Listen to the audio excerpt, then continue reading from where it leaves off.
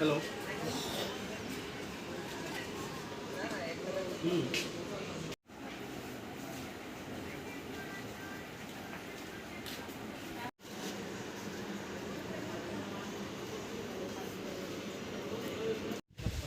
ধাক্কা দাও, ধাক্কা লাগবে। বড় নেই তো স্যার, ধাক্কা দিয়ে তো।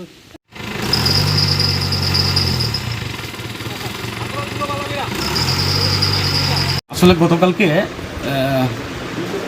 দুপুরের দিকে আমাদের কাছে একটা সোর্স ইনফরমেশন আছে যে হরিহরদোলাতে একটা বাড়িতে গাঁজা গাঁজা ইয়ে করা আছে, স্টোর করা আছে এবং এই গাঁজাগুলো সম্ভবত বাংলাদেশ পাচারের জন্য স্টোর করে রেখেছে সেই মোতাবেক। এবং ইনফরমেশনটা সোর্স কাল্টিভেশনটা মূলত বিএসএফের তরফ থেকে করে।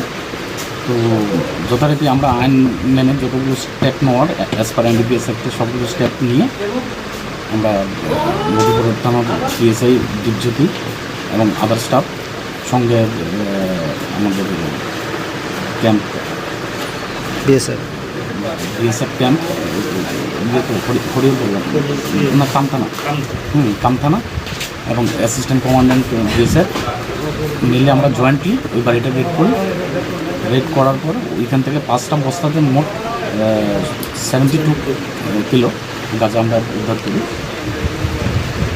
সঙ্গে কি কোনো কাউকে অ্যারেস্ট করেছেন? তো যার বাড়ি থেকে গাঁজাগুলো পাওয়া যায় ওনার নাম হচ্ছে মুসলিম মিয়া, বাড়ি হচ্ছে হরিহরদোলা। পজিশনার আমরা তাকে অ্যারেস্ট করি এবং যথারীতি মধুপুর থানাতে একটা কেস রেজিস্ট্রি হয়।